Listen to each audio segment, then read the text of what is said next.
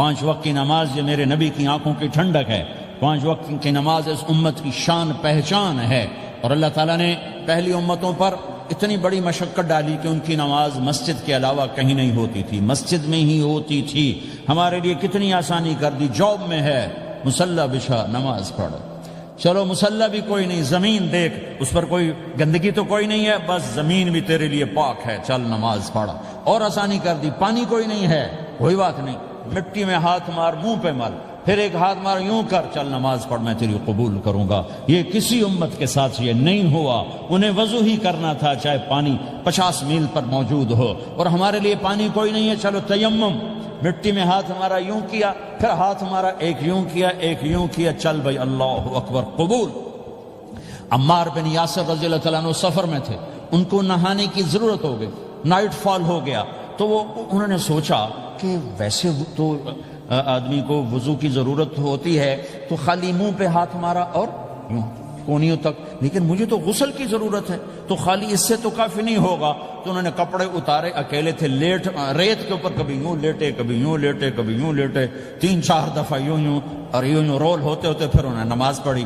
آئے اللہ کے نبی کی بارگاہ میں، یا رسول اللہ مجھے رات کو نہانے کی ضرورت پڑ گئی، تو میں نے کہا وضو کے لیے تو خالی یہ 2 دفعہ کرنا کافی ہے، تو یہ تو نہانا تھا، تو میں تو ریت میں خوب رول ہوتا رہا۔ میرے نبی نے انما یکفیک ضربتان، ارے سیدھے بندے عمار، اس کے لیے بھی اتنا ہی کافی تھا کہ تو یوں کرتا اور یوں کرتا اور تو پاک ہو جاتا۔ اللہ نے اس نبی کے طفیل، اس محبوب مصطفیٰ صلی اللہ علیہ وسلم کے طفیل، اللہ نے کیا کیا سہولتیں اور آسانیاں ہمیں عطا فرمائیں۔ پھر نماز 4 کی 2 رکعت کر دی کہ بھئی تم مسافر ہو 2 پڑھو، روزے میں سفر میں روزہ معاف کر دیا، بعد میں رکھ لینا، بعد میں رکھ لینا، قضا کرنے کو حکم، بالکل چھوڑنے کا نہیں۔ اور کہا کہ بھائی مریض ہو چھوڑ دو، مسافر ہو چھوڑ دو، اور نماز 2 رکعت کر دو، سنتیں چھوڑ دو۔ ابن عمر رضی اللہ تعالیٰ عنہ بیٹھے تھے تو انہوں نے 2 رکعت پڑھ کے بیٹھ گئے، تو ان کے خادم نے کہا سنتیں نفل نہیں پڑھو گے؟ کہا اگر پڑھنا ہوتا تو 4 فرض پڑھتا میں، میرے اللہ نے معافی دے دی تو میں کیوں پڑھوں؟ میرے نبی نے سفر میں سنتیں نہیں پڑھی کبھی، اپنی امت کو سہولت دینے، فجر کی سنتیں 2 پڑھتے تھے، اس کے علاوہ سنتیں نہیں پڑھی تاکہ میری امت کو سہولت ہو، آسانی ہو۔ ایک دفعہ بارش ہو رہی تھی اور کوئی جگہ نہیں تھی نماز پڑھنے کے لیے، تو آپ نے اپنی اونٹنی کو آگے کیا اور اس پر بیٹھ گئے، بیٹھے ہی تھے، پیچھے صحابہ نے اونٹنیوں پر ہی صفیں بنائیں، اور یہ نماز اونٹنی پہ بیٹھ کر ادا کی گئی بارش کے اندر۔ نماز اونٹنی کے اوپر نماز بھی ہو گئی، رکوع بھی ہو گیا، سجدہ بھی ہو گیا، سلام بھی ہو گیا۔ پہلی امتوں کے لیے نہیں تھا، سجدہ ہی کرنا پڑے گا۔ یہ اللہ کے محبوب مصطفیٰ صلی اللہ تعالی علیہ وسلم کی طفیل، میرے اللہ نے ہم پہ فضل و احسان کیا، تو میرے نبی کی زندگی میں عبادات میں نماز سب سے اعلیٰ نظر آتی ہے، سب سے نمایاں نظر آتی ہے۔ اور پھر بازار میں، گھر میں، دفتر میں، ماحول میں میرے نبی کے اخلاق، یہ زندگی کا دوسرا روشن پہلو ہے۔ میرے نبی کی ساری زندگی 2 لفظوں میں آتی ہے، عبادت اخلاق، عبادت اخلاق، یا 2 اور لفظ، حقوق اللہ حقوق العباد، حقوق اللہ حقوق العباد۔ حقوق اللہ میں نماز سب سے اعلیٰ، اور حقوق العباد میں لوگوں کی برداشت کرنا، لوگوں سے درگزر کرنا، معاف کرنا، جھوٹ سے بچنا، دھوکے سے بچنا۔ میرے نبی سے پوچھا گیا یا رسول اللہ مسلمان کنجوس ہو سکتا ہے؟ ہم نے کہا ہو سکتا ہے۔ یا رسول اللہ مسلمان کمزور ہو سکتا ہے، بزدل ہو سکتا ہے، ڈرپوک ہو سکتا ہے؟ آپ نے کہا ہو سکتا ہے۔ یا رسول اللہ مسلمان جھوٹ بول سکتا ہے؟ آپ نے کہا نہیں، جھوٹ نہیں بول سکتا، جھوٹ نہیں بول سکتا۔ ہاں، الا لعنت اللہ علی الکاذبین، جھوٹوں پہ اللہ کی لعنت۔ اس لعنت کے ساتھ 400 پاؤنڈ بچا لیے، 4000 بچا لیے، 4 ملین بچا لیے، 4 بلین بچا لیے، 4 ٹریلین بچا لیے، ساری دنیا کو بچا لیا، اور اوپر اللہ کی لعنت پڑی تو اللہ کی قسم گھاٹے کا سودا ہے۔ اور سچے ہو گئے، سچ بولا، یہ میں 100 پاؤنڈ کماتا ہوں، لے لو جو لینا ہے اس میں سے، یہ میں 1000 پاؤنڈ کماتا ہوں، لے لو جو لینا ہے، یہ میں 50,000 پاؤنڈ کماتا ہوں، لے لو جو لینا ہے۔ کہ مسلمان کی زبان سے جھوٹ نہیں نکلتا، سچ ہی بولتا ہے۔ آپ تشریف لے جا رہے ہیں، ایک آواز ہے یا رسول اللہ، آپ نے یوں دیکھا، کوئی نظر نہیں آیا، پھر آواز ہے یا رسول اللہ، تو آپ نے دیکھا کہ ہرنی ڈیر چھوٹی وہ کھڑی ہوئی، رسی میں بندھی، تو آپ نے کہا کیا ہوا؟ کہا جی آپ کا صحابی مجھے پکڑ کے لایا ہے، میرے چھوٹے چھوٹے بچے بھوک سے رو رہے ہوں گے، آپ مجھے چھوڑ دیں، میں بچوں کو دودھ پلا کے واپس آ جاتا، مجھے پتا ہے میرے اللہ کی تقدیر میرے بارے میں کیا ہے۔ تو آپ نے کہا اگر تو واپس نہ آئی تو پھر تو اس نے کہا مجھے اللہ جہنم میں ڈال دے. آپ نے اس کی رسی کھول دی, خود وہیں بیٹھ گئے.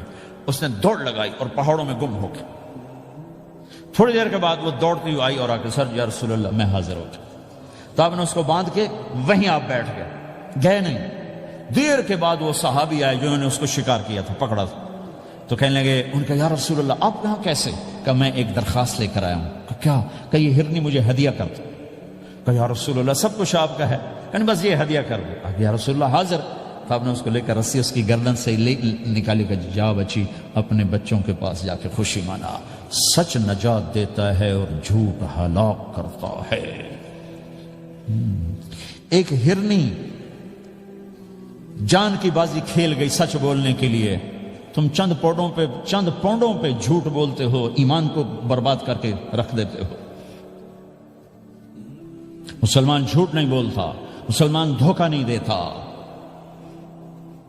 مسلمان کی زبان سے سخت بول نہیں نکلتا, کسی کو بے عزت نہیں کرتا, کسی کو کی بے اکرامی نہیں کرتا, کسی کا دل نہیں توڑتا, کسی کو ذلیل نہیں کرتا, خود سہتا ہے, اوروں کو خوشیاں دیتا ہے, خود دکھ سہتا ہے, اوروں کو راحت دیتا ہے, خود تکلیف سہتا ہے. یہ میرے نبی کے اخلاق ہیں, یہ میرے نبی کی زندگی ہے, اور یہ اسلام کا سب سے بڑا چیپٹر ہے, وہ سب سے مشکل چیپٹر ہے. جب میرے نبی نے لمبی نمازیں پڑھی تو اللہ نے روک دیا کہ میرے حبیب ما انزلنا علیک القرآن لتشقى, اتنی لمبی نماز نہ پڑھ کے تو تھک جائے.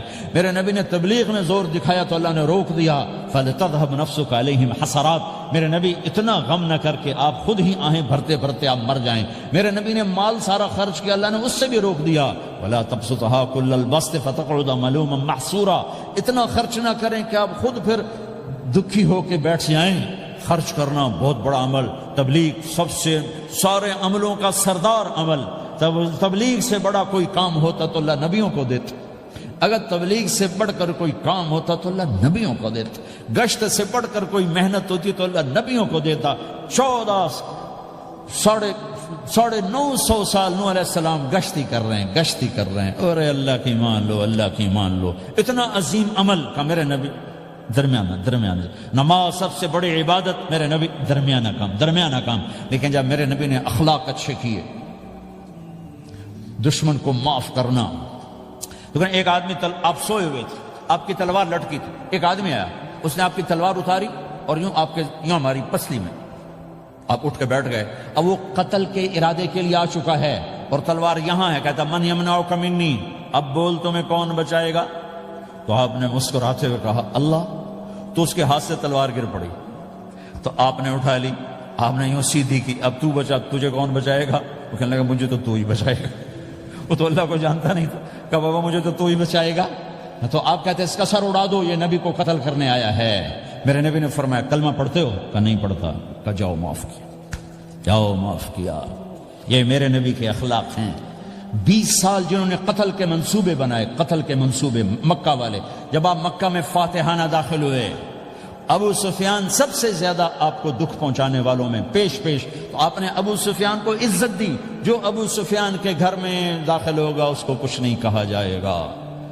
آپ تو ابو سفیان کو بلا کے سولی پہ لٹکاتے, اور آپ کہہ رہے ہیں جو ابو سفیان کے گھر میں جائے گا اسے کچھ نہیں کہا جائے گا, جو بیت اللہ میں ہوگا اسے کچھ نہیں کہا جائے گا. سارا مکہ سامنے, آپ یوں بیت اللہ کا دروازے پر یوں دونوں ہاتھ ایسے ٹکا کے کھڑے تھے. پھر آپ نے کہا میں کیا کروں گا اب تمہارے ساتھ؟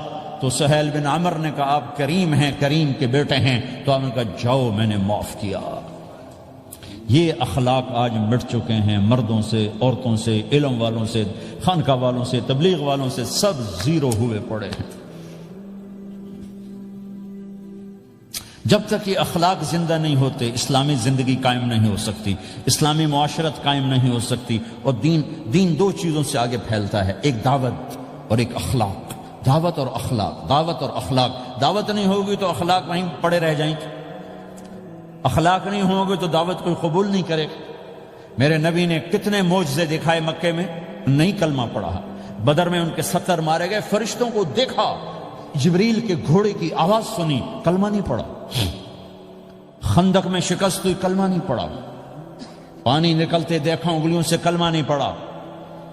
ایک بکرے کا ایک بازو پکایا, ایک بازو بکرے کا, ایک اگلا جو بازو تھا, اور 40 آدمیوں نے کھانا کھایا اور ایک بوٹی کم نہیں ہوئی, کلمہ نہیں پڑھا. لیکن جب میرے نبی نے کہا جاؤ معاف کیا تو سارے ہی کلمہ پڑ گئے کہ واقعہ یہ اخلاق نبی کے ہو سکتے۔ حنین کی جنگ میں جب بھاگے لوگ، شکست ہوئی، تو ایک صحابی کا بھاگتے ہوئے پاؤں ہمارے نبی کا پاؤں پر آیا، اور جوتا سخت تھا، تو آپ نے کہا اوجعتنی، اور آپ کے ہاتھ میں چھڑی تھی، آپ نے اس کو یوں ماری تو اوجعتنی، ارے تو نے مجھے کتنا زیادہ درد پہنچایا، دکھ پہنچایا۔ وہ بیچارے پگھل کے رہ گئے اور پریشان ہو گئے، اور فرماتے ہیں سارا دن میں پریشان، ساری رات پریشان کہ اللہ کے نبی کو میں نے تکلیف پہنچائی، اب میرا کیا بنے گا۔ اگلا دن ہوا تو اعلان ہو رہا تھا، بھائی جس کا پاؤں نبی کے پاؤں پہ آیا تھا اس کو اللہ کے نبی بلا رہے ہیں۔ تو صحابی کہنے لگے میں نے سمجھا بس اب میری تو دنیا بھی گئی اور آخرت بھی گئی، اب میرے اوپر کیس بنے گا اور مجھے ڈانٹ ڈپٹ بھی ہوگی، میرا کتنا بڑا گھاٹا نقصان ہوگا۔ یہ حاضر ہوئے ڈرتے ڈرتے، تو آپ نے فرمایا میرے بھائی کل میں نے تمہیں چھڑی ماری تھی، وہ مجھے معاف کر دینا، اور یہ 80 اونٹ تمہیں ہدیہ دیتا ہوں، 80 کیملز یعنی 80 پراڈو، 80 رینج روور کا یہ میری طرف سے تمہیں ہدیہ ہے۔ وہ حیران پریشان، یہ میرے نبی کے اخلاق ہیں، یہ میرے نبی کے اخلاق ہیں۔ کانٹے بچھانے والی نے 4 دن آنا چھوڑ دیا، بیمار ہو گئی تھی، تو ہم نے کیا بات ہے، وہ ہمارے راستے میں اب کانٹے کوئی نہیں ہے، کہا جی وہ بیمار پڑی ہے جو کانٹے بچھاتے تھے، تو آپ اس کے گھر چلے گئے، ماں جی خیریت تو ہے، آپ ٹھیک تو ہیں؟ کہا بیٹا مجھے کلمہ پڑھا دے، بس تیرے اخلاق نے مجھے فتح کر لیا ہے۔ میرے بھائیوں یہ چیپٹر بھول چکے ہیں، بھول چکے ہیں، بھول چکے ہیں۔ جب تک یہ چیپٹر زندہ نہیں ہوگا زندگی اسلامی نہیں بنے گی، معاشرہ اسلامی نہیں بنے گا، اور آگے قوموں کے لیے اسلام کا دروازہ نہیں کھلے گا۔ ہمیں معاف کرنا آتا ہو، ہمیں گالی دینے والے کو دعا دینا آتا ہو، غیبت کرنے والے کی تعریف آتی ہو، اور غیبت کرنے سے، غیبت سننے سے اپنے آپ کو ایسے بچاؤ جیسے زہر سے بچاتے ہو، اسے آگ سے بچاتے ہو۔ ایک دوسرے کو نفرت کا بول نہ بولو، ورنہ ساری زندگی تباہ و برباد ہو جائے گی۔ میرے رب کی قسم، میرے نبی نے کہا ایک زبان کا بول انسان بولتا ہے اور جہنم کی گہرائیوں میں گر جاتا ہے، اور ایک زبان کا بول انسان بولتا ہے اور جنت کے درجات پر چڑھ جاتا ہے۔ یہ زبان بہت طاقتور چیز ہے، میں ہر بیان میں اس کو دہرا رہا ہوں کہ جتنا یہ عمل ختم ہو چکا ہے اتنا کوئی عمل بھی نہیں ختم ہوا ہے۔ اور ایک صحابی ہیں ابو دجانہ۔ کون ابو دجانہ؟ السابقون الاولون من المہاجرین والانصار، اس میں پہلی صف کے صحابہ۔ کون ابو دجانہ؟ جب آپ حج پر گئے تو اپنی جگہ مدینے کا امیر ابو دجانہ کو بنایا۔ ابو دجانہ حج میں شریک نہیں ہوئے کہ آپ نے اپنی جگہ ان کو اپنا نائب بنا کے وہاں کھڑا فرمایا ابو دجانہ میری جگہ پر مدینے کا امیر ہے، یہ وہ ابو دجانہ ہیں۔ کون ابو دجانہ؟ جو جنگ بدر سے لے کر آخری حج تک ہر سفر میں شریک ہیں، ہر سفر میں شریک ہیں۔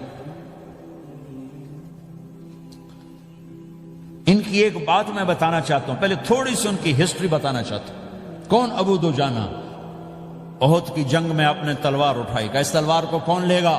کئی صحابہ کھڑے ہو گئے، آپ نے کہا اس تلوار کا حق کون ادا کرے گا؟ سارے بیٹھ گئے، 3 آدمی کھڑے رہے، ایک زبیر بن عوام، ایک عمر بن خطاب، ایک ابو دجانہ۔ ان کا نام ہے سماک بن خرشنہ، سماک بن خرشنہ ان کا نام ابو دجانہ سے مشہور ہے۔ تو آپ نے تلوار نہ عمر کو دی، نہ زبیر کو دی، ابو دجانہ کو دی تھی۔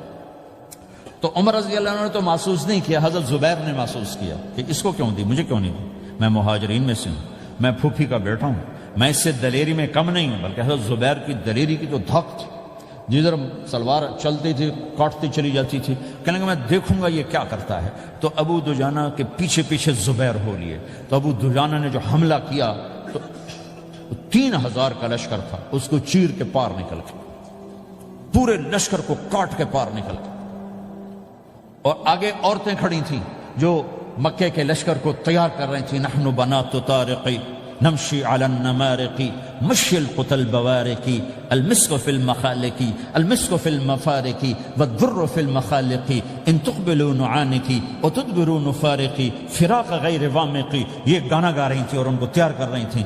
تو جب ابو دجانہ کی تلوار نظر آئی تو سب بھاگی، ہندا پکڑی گئی، تو آپ نے یوں اپنی تلوار ہندا کے سر پر رکھی، انہوں نے چیخ ماری، تلوار ہٹا لی۔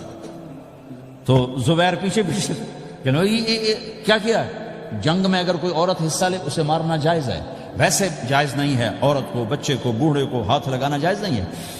تو انہوں نے کہا تلوار کیوں نہیں چلائی؟ کہا میرے محبوب کی تلوار ہے، عورت کے خون سے رنگین کر کے اس کی شان نہیں گھٹانا چاہتا، یہ میرے نبی کی تلوار۔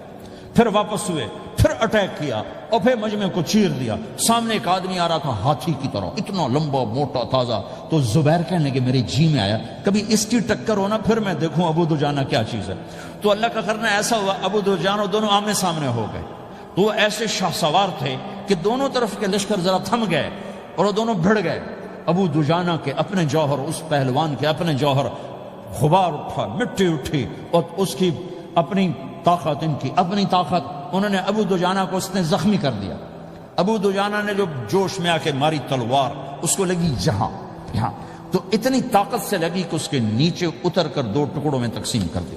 یوں ماری، ایک حصہ ادھر ایک حصہ، پھر یوں دیکھا اور اپنے چہرے سے لوہے کی ٹوپی اتاری، اما ترا انا ابو دجانہ، کیا دیکھ رہے ہو؟ میں ہوں ابو دجانہ، تلوار صحیح لی ہے میں نے، غلط نہیں لی، یہ ابو دجانہ ہیں۔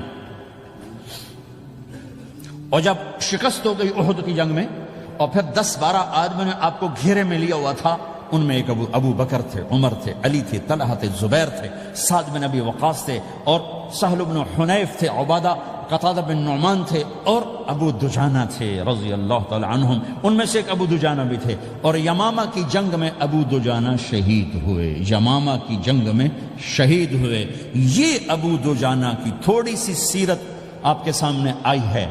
اس کے بعد اب آپ ان کے قول کو سنو تاکہ اس کا وزن آپ کے سامنے آئے۔ یہ بدر کے شریک ہیں، اللہ کے نبی نے کہا بدر کا صحابی جو مرضی کرے بخشا گیا۔